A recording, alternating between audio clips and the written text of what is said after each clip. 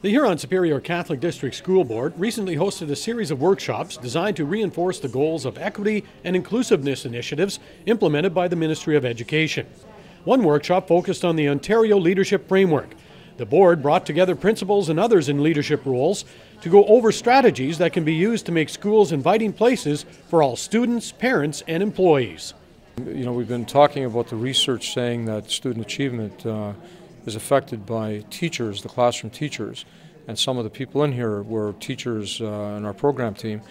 But the second strongest influence is the leadership in the school. And so it's very important that we take the time to look not only at the cognitive pieces of leadership, the instructional pieces that we've been working on, but also the psychological and emotional pieces. Those are critical to influence people to change, to grow, to improve. There was a comment that was made that task-oriented principals don't spend much time thinking about the skills that support the work they do, that are the internal work they have to kind of do before, or underneath, or around the day-to-day tasks. And being optimistic and building up one's resilience is huge. So it was fun to work with them on that. Abrams, who put together the workshop from scratch, says the participants were receptive to her presentation, and that bodes well for their ability to implement what they've learned in their schools.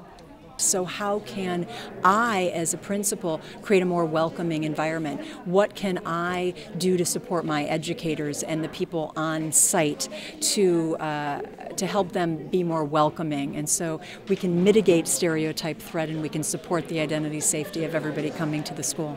Day 2 saw Abrams focusing on equity and inclusiveness. The audience represented school boards across northeastern Ontario.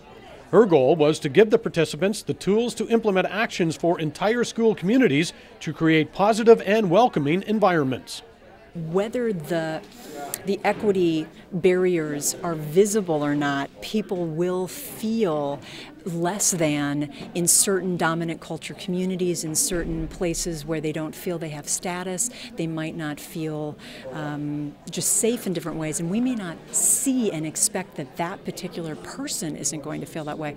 But we need just to be very mindful of creating a welcoming community for all students and all staff and all families.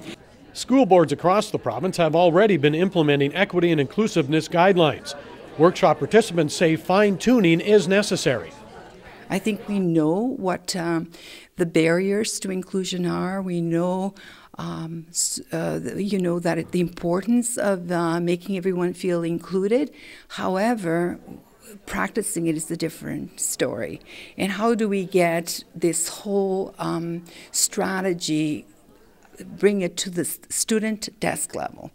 How do we ensure our teachers are well versed and are implementing these strategies in their classroom? For me, it's a priority for our system, because I don't think that we can begin to really affect or improve student learning without making sure that the climate that we're creating for our students and our staff is safe, is accepting, inclusive. So it's huge. It is the foundation of everything that we do.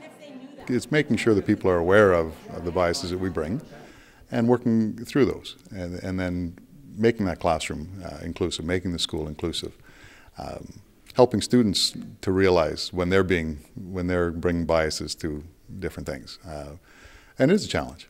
But the more we have things like this with COPA, with Harmony House, with speakers like we had this morning, the more people realize that it's very doable. And it's something, and it's a moral imperative. We have to do it. The final day saw selected teachers from the Huron-Superior Catholic and Algoma District School Boards engaged in similar workshops. For Shaw TV, I'm Jim Fitzpatrick.